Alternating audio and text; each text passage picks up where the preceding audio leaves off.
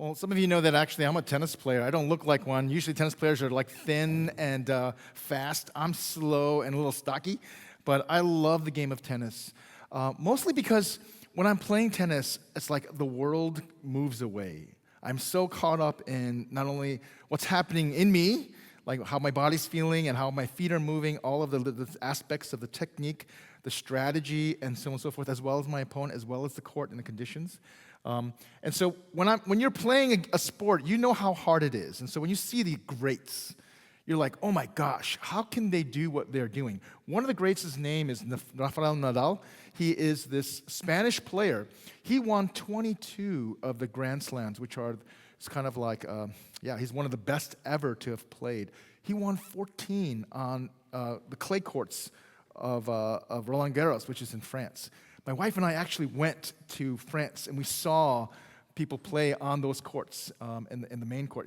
It's an amazing experience. And so it's kind of like, if you're a tennis fan, you look at Rafa and you go, oh my gosh, he is so good at what he does.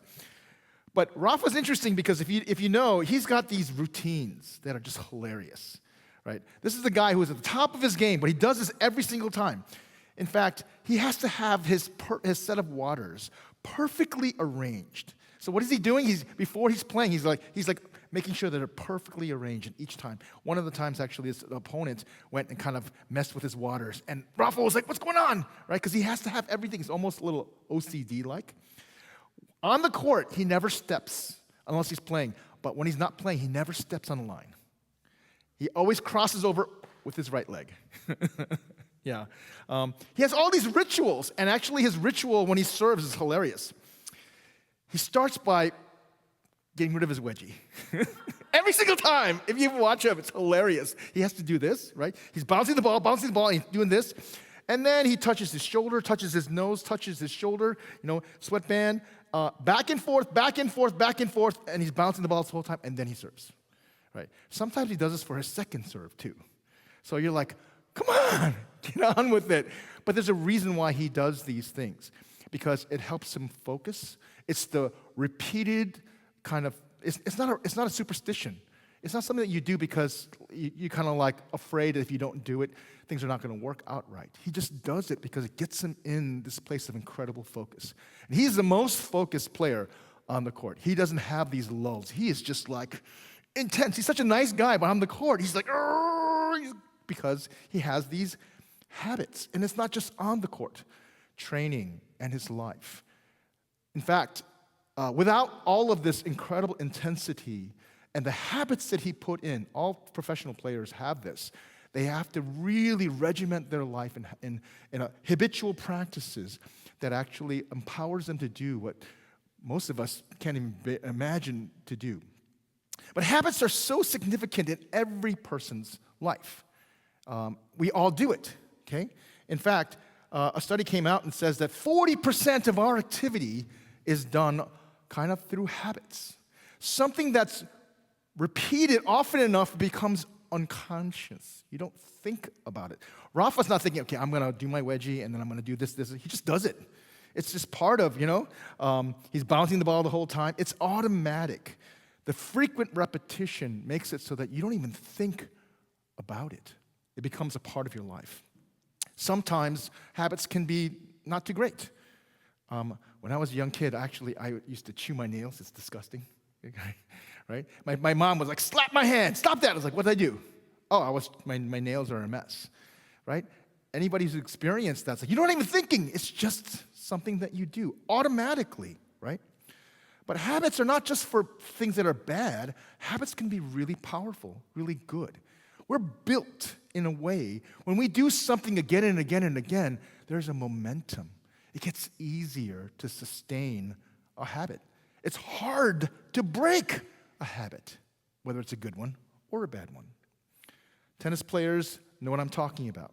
The reason why tennis players practice so intently, so carefully, is because of a thing called muscle memory.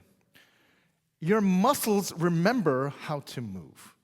And then when the ball is coming really fast and you barely have time to think, you're not thinking, okay, I have to, do step number one, I have to do a unit turn, I have to do the lag, and I have to hit the ball in front over here and then follow through. You're not thinking that. Your muscles remember because you've been doing it again and again and again. Musicians know this. When you're playing guitar, you don't sit there and like look at the fingers and arrange them. No, they just go.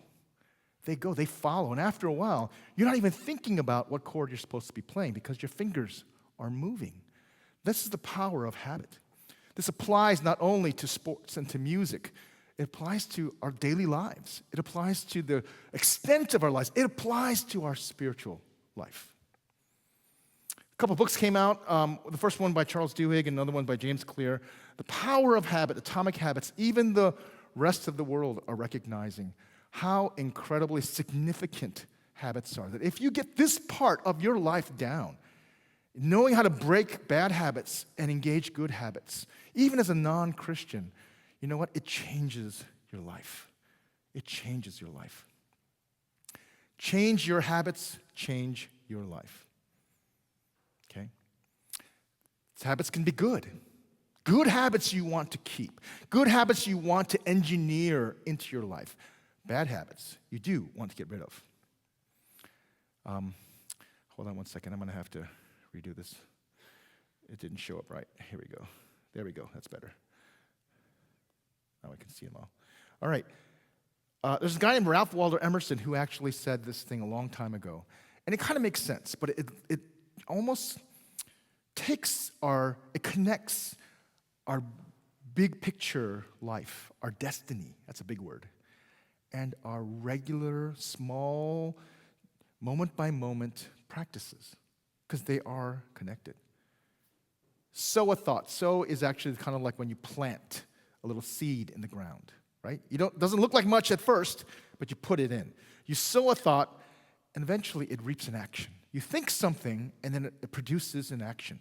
Sow an action, you act on it again and again and again, and then you reap. That's a reward. We reap a habit. Sow a habit. Engineer a habit in your life. That's good. And then you reap a character.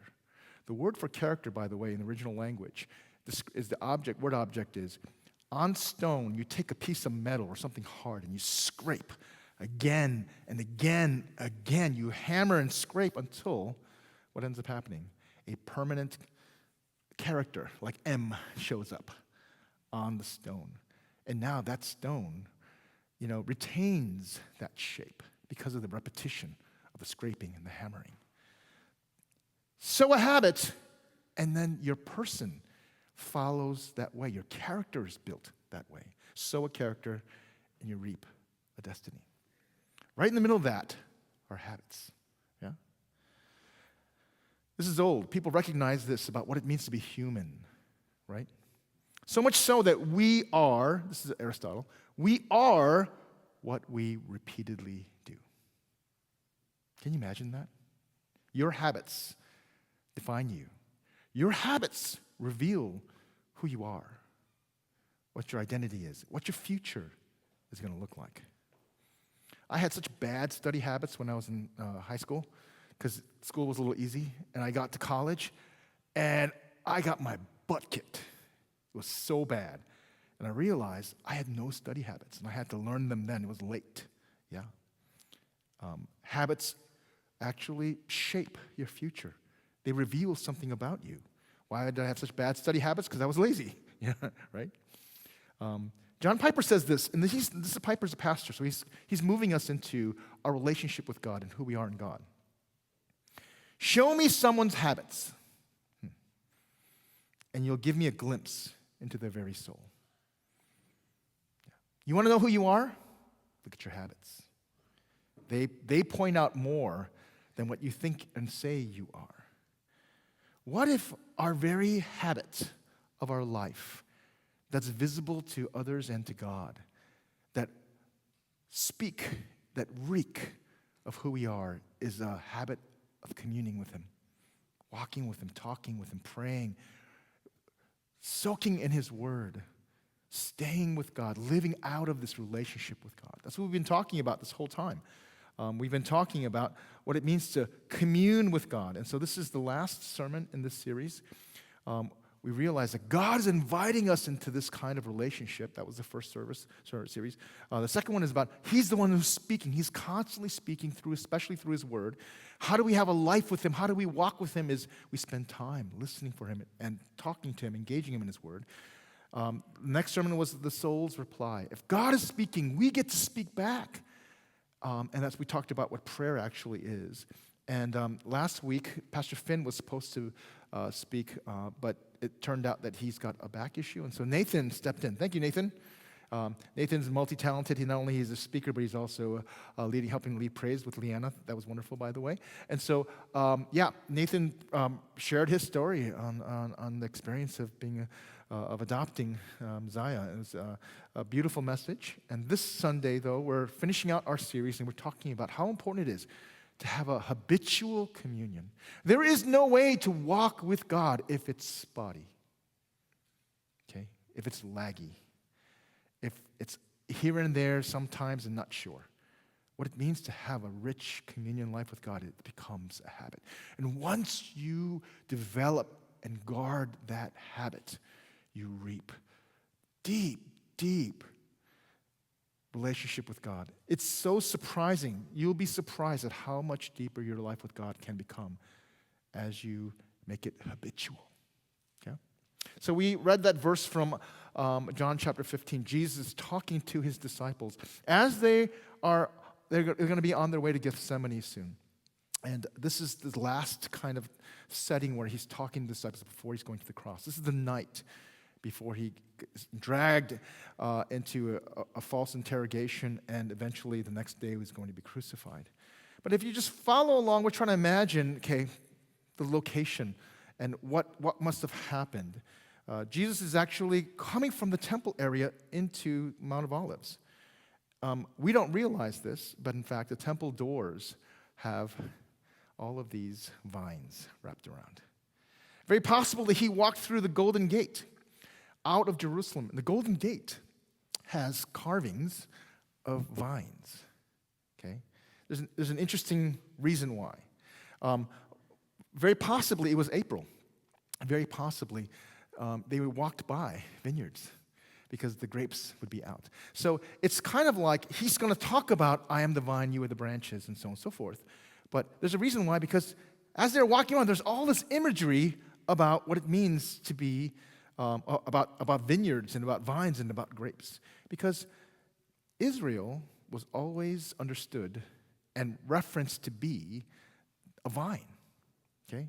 Psalm 80, Isaiah 5, Jeremiah 2, Hosea 10. God says, Israel, you were like a vine. I took care of you. I planted you. I guarded you. I fed you. And I did all of these things to make sure that you would grow healthy and then make good fruit. But most of these passages are prophetic condemnations because Israel, instead of following through and making good grapes, okay, they yielded wild grapes. Where did this come from? Bitter grapes. Israel was a spreading vine, but instead of bringing forth fruit for God, because they were not communing with God, not connected with Him, they brought out fruit for themselves. Yeah. So that's the kind of context in which Jesus is speaking to his disciples about. He's saying, I am the true vine. Okay, this is earlier in John 15. I am the true vine.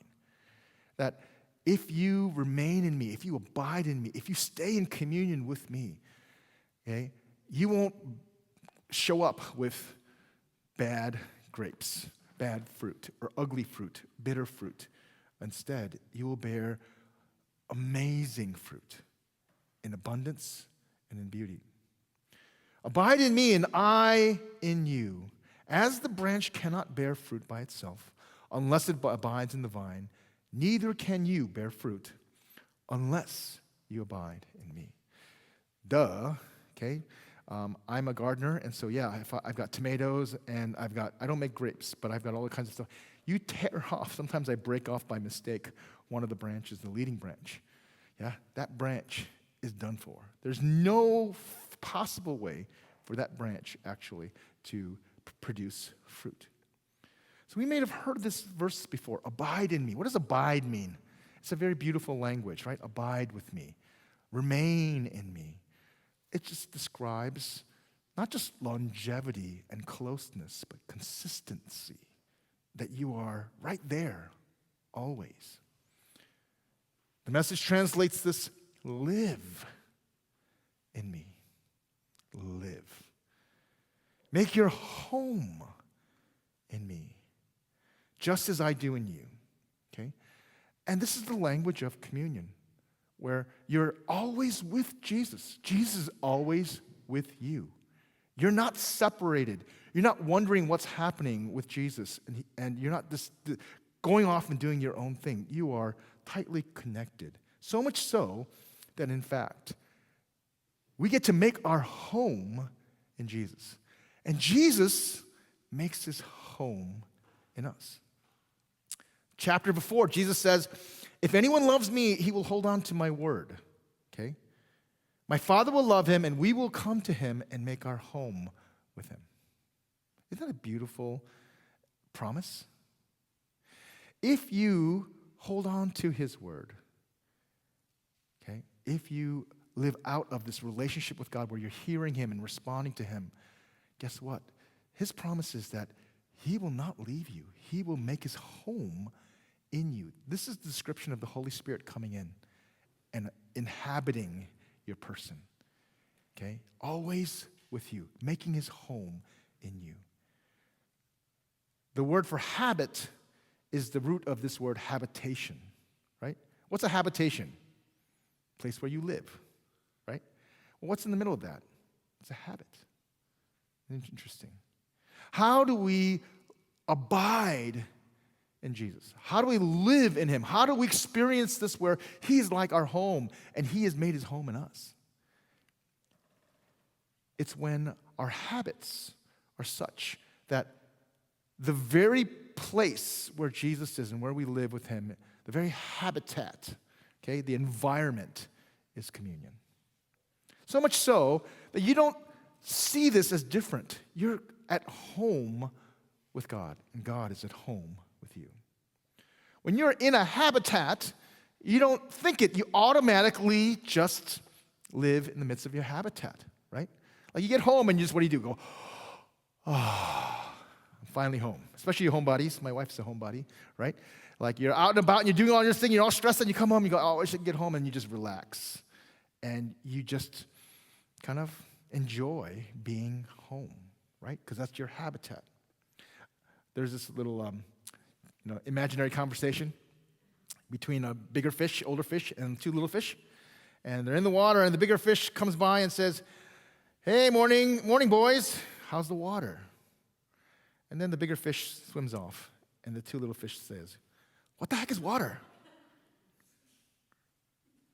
Fish don't think about water because that's their habitat. They live in it, right?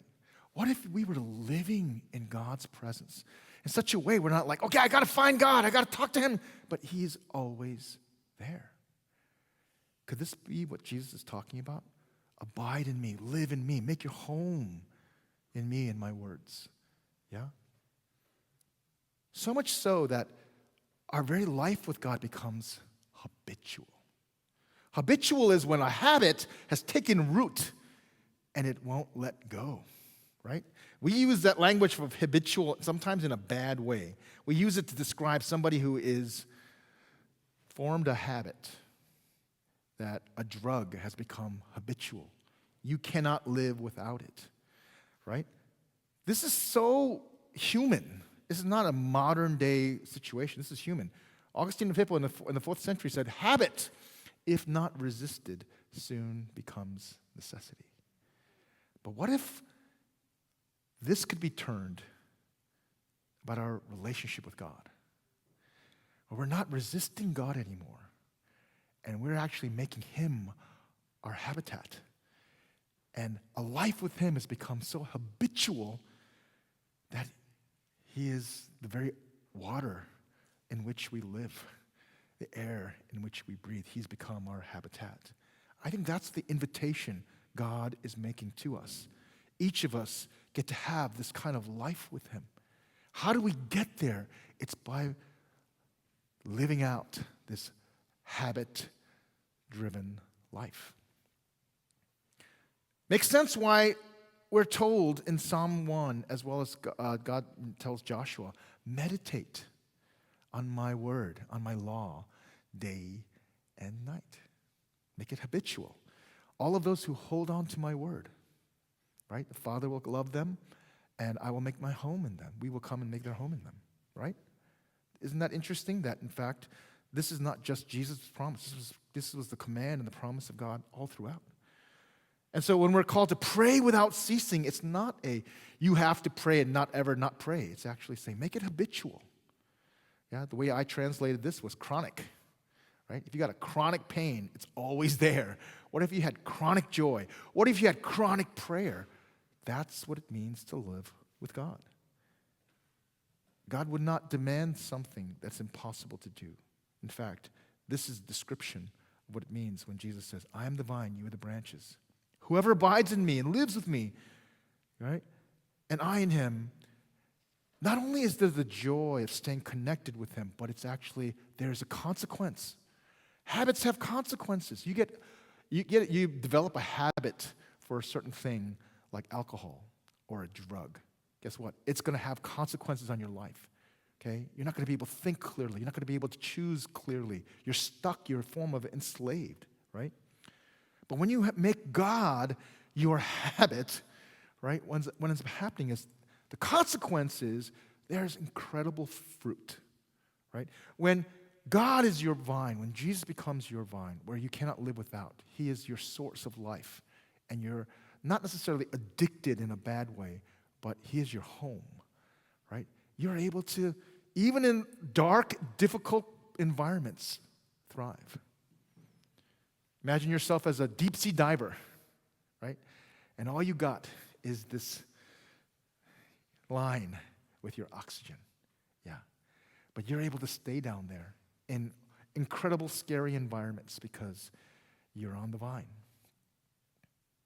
You cannot do it by yourself. Anyone who tries and does not know how to have this habitual life with God, the world, the darkness, the difficulty, the enemy, sometimes our own brokenness of our families too, they have a tendency to start working on us. Our bad habits start to rule. This is an interesting comment about those who reject the life-giving vine of Christ. Anyone does not abide in me, he is thrown away like a branch and withers, and the branches are gathered, thrown in the fire, and burned. This is not trying to say it's all up to us to stay connected with Jesus. Okay, he's actually probably talking about the Jewish people who have rejected Jesus, whom he's going to go to the cross for, but basically saying, if you think you can have a life with God apart from God, right, it's kind of makes no sense. But it also is true.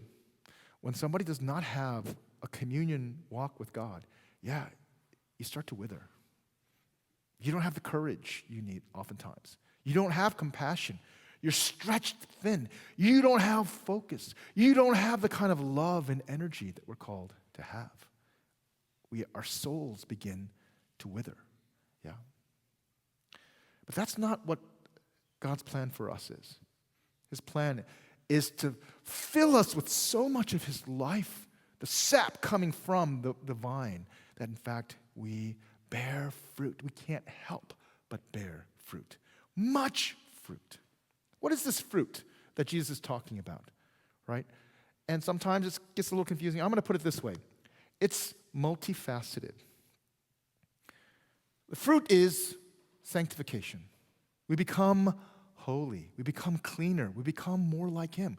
Sin no longer rules over us. The bad habits start to break off, replaced by good habits. Sanctification, we become more like him. That is God's intent. You communion with God every single day, guess what? You won't even realize it. Of course, of a week, month, year, you're changing. The things that you like and love, your desires begin to shift. Your appetites change. There was a time when actually I was a frat boy in college, and I used to go to clubs. I know it's kind of scary, kind of bad. And I kind of want to deny that period of life, but it was exciting to go and be in that environment. But if you ask me right now, you want to go to a club, I'd be like, Are you kidding? It's so gross, you know? Why would I want to be in that environment, right? Something changes. Your very desires shift. The things that used to rule you no longer. You are set free to actually pursue God. It comes with this habitual life with God. Another aspect of the fruit is your spirituality changes. You behave more like Him. Your person changes and your desires change, and your activities become more like Him. This is the language of the fruit of the Spirit. When the Spirit of Christ, who's made His home in you, starts to bear fruit, okay, love, joy, goodness, kindness, patience, self-control, gentleness, that kind of stuff is popping out. Yeah. Lastly, the fruit is souls. We are burdened like Him. We start caring for others and their future as well. All three, I think, are true. It's not one or the other. It's not just, oh, you'll bear much fruit. Many people come to Christ. No, all of this is true. It starts and stays, and many times, with habits. Habits is the linchpin, right? Well, we read through Waldo Emerson's description of you sow a thought, you make an action, you sow an action, you reap a habit, you sow a habit, you reap a character, you sow a character, you reap a destiny, right? But it works the other way around, in sometimes a negative way. Elizabeth Elliot said, spiritual strongholds begin with a thought. One thought becomes a consideration. You start meditating. You start imagining. You start languishing in it. Consideration develops into an attitude, which then leads into an action. It starts here and it develops and then moves out to an action. Actions repeated become habits. And as the habit establishes a power base for the enemy, it becomes a stronghold. Yeah? So think of it this way. The enemy is really busy trying to turn your habits into strongholds. Yeah. And when you got a stronghold, it's hard to not live out of that. Yeah.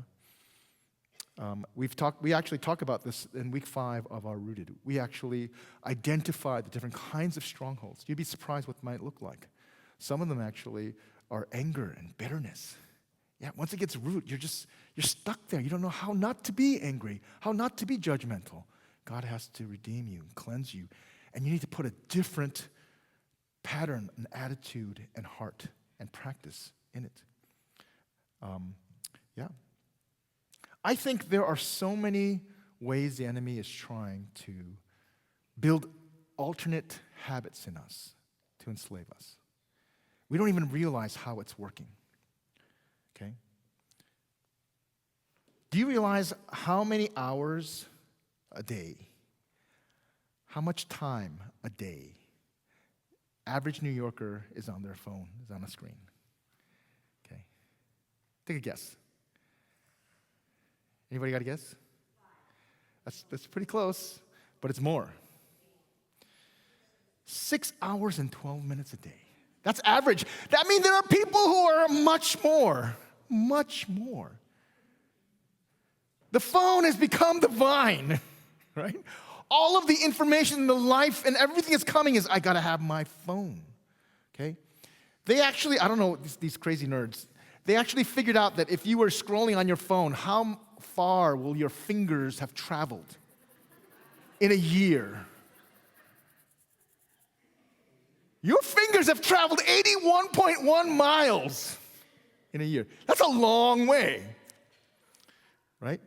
And actually, New York is not the worst. Okay, I gotta say it, New York is not bad. I thought New York would be bad, but actually it's Arizona. So those dark places in Washington, they're in the 8-hour range. Yeah. If you're 8 hours on your phone, traveling hundreds of miles per year with your finger, right? What does that mean? Yeah, there is even a term for it, nomophobia. No mobile phonophobia. Where's my phone? I don't have my phone. And actually you start freaking out. Or if your phone has no Wi-Fi or cell coverage. No! Right? Our youth group, this is early on, and our youth group actually experienced this. They went on an outing to the Brooklyn Bridge, and the whole time, the youth are looking individually at their phones. And the youth leaders are like, come on, guys, we're here together. Let's experience this. Let's enjoy this. And they're like, yeah, on the phones, right? Until one by one, each of their phones died because they didn't have a charge. They looked at each other like, what are we going to do? Right? And then finally, they realized, oh, this bridge is nice. Oh, this is kind of fun. The weather's great. Hey, there you are. And they had the best time. And they came home. They charged their phones. Yeah. What does this do to our attention span? To be able to be in relationship with God or other people or ourselves. Do you know in 2000, their average attention span was 12 seconds. That's sad. Yeah. The fact that you're listening to this long sermon is a miracle, okay? Average attention span is 12 seconds, but within 13 years, it dropped to 8.2. Yeah. Do you realize that's less than a goldfish? Isn't that sad? Isn't that sad? They can only focus on one thing for 9 seconds, and then they get distracted. Yeah. My daughter is actually a 6th grade teacher, and she's like losing her hair because it's like, try to lead a group of 6th graders. And ultimately, part of it is, it's the phone. It's the phone. Yeah, we've never had an experience of this kind of influx through a device like this. No human history has had anything like this before. Social media is a big part of that. I want to encourage our parents to really think through what kind of access to our kids have to this vine of the world that's not Christ, where they can't even give you an attention more than 8 seconds. Yeah. By the way, Gen Z's, it's average 8, but Gen Z is actually like 6.5. So it's getting worse. Yeah, the millennials are at 12, and the boomers are at like 13. Yeah, so it's getting worse. But it's just a reminder of just how a habit, if not resisted, becomes a necessity. Yeah? It's not just throw away your phones, let's all be Luddites and just live like the Amish. I'm not saying that. But I'm saying, do we even realize the kind of life that we're living, the habits that we have built, and find it makes total sense why it's so hard to sit down and listen for God, talk to Him, and be with Him. Why a family can't even sit at a meal together, right? Right? There's a reason why. There are other habits that have become a necessity. We've become habituated. Yeah? So how do we abide in Christ? How do we live out this invitation to be so close with Him, or He is our home? Yeah? More than our cell phone. Yeah? Habit is overcome by habit. You don't just drop your cell phone and do nothing all day, twiddle your thumbs. Oh my gosh. Guess what? You'll go back to your phone in a heartbeat. Habit is overcome by habit. You develop different habits, healthier habits, godly habits. Yeah? And when you do, you'll find all of God's love comes to make His home in you. Yeah. I didn't mention this, but you realize that mental health is closely related to attention span, depression, anxiety. So what happens when you learn to be with God and be with others and not just be inundated and distracted constantly, but actually learn how to even just sit and listen and attend to someone and be with them, commune with them? What does that do to your mental health? Okay? This is not simply just some spiritual stuff. This is about what it means to be human, how to live in a life that is rich and meaningful. There is no way unless we are communing with God and others. We were built to love God and love others. When we can't, and when the enemy has built strongholds in our life so that we can't, guess what happens? Of course there's going to be mental health issues. Of course there's going to be deep dissatisfaction and brokenness. Okay? Of course you're going to start to feel like you're withering. We weren't built for this. We were built for God. So our habits are significant. Okay? I'm going to finish up by just encouraging you. Do an audit. Look at how you spend your day. Or better yet, have somebody who knows you audit your practices. Because sometimes we're blind to our own. Okay? I had, my cousin actually is an architect, and he had this high-powered life coach come and lead him, paid tons of money, the company did for him, and all the guy did was basically have him, for the first part is, write down what you did all day. And he's like, I had no idea. I spent so much time doing this, right? Because we don't track our habits, right? And then ask God, what are the habits that he's asking you to actually surrender? Invite him. This is not healthy. This is not good.